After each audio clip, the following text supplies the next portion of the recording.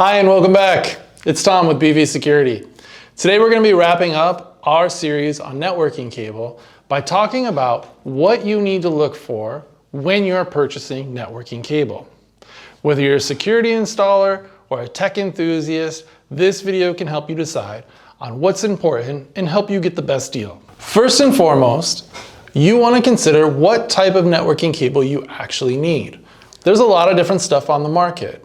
Depending on the speeds you need, the distances of your runs, or where you're actually installing your cable, you might need one or the other type. It's very important to know all of your needs before you head out to the store. All right, next, let's talk about the different categories of cable. Ethernet cables come in different categories. There's Cat 5, Cat 6, Cat 7, and a whole bunch of variations in between. The higher the category, the better the performance. If you want faster speeds and reduced interference, go for a higher category. Cat 6 is generally a good choice for most homes and small businesses. You get higher speeds than say with Cat 5, but better pricing than you would with Cat 7. Another thing to consider is distance. Network cable can have limitations for how long your cable can be. You want to make sure you take good measurements so you know what you're working with and what your actual needs are.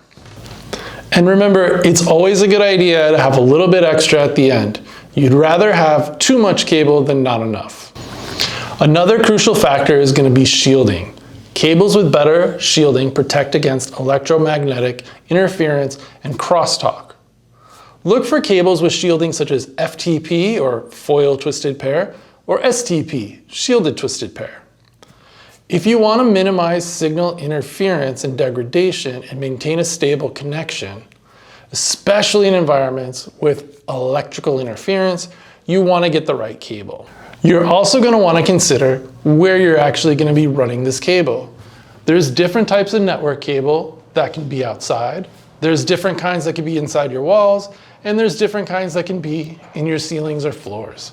Having the right type of cable for your install is very important, especially if we're worried about the longevity of our system overall. Next, let's talk about connectors. Most network cable is going to be terminated with an RJ45 connector. Now, if you're not familiar with these, it is a bigger version of the type of connector you would find on a landline phone. Instead of 4 pins, it's 8. When buying connectors, you want to look for something where the connectivity is going to be either gold or nickel plated to give you the best transfer with the least amount of interference. It's also important to make sure that your connectors fit snugly without coming loose. These little boot jackets here can help a lot with that. So to recap, when purchasing your network cable, you really want to make sure that you consider the type of cable you're going to need, the lengths you're going to need, where you'll be installing this cable, and make sure that you have quality connectors.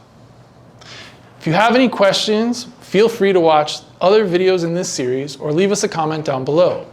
Again, this is Tom with PoE Security. Thanks for watching.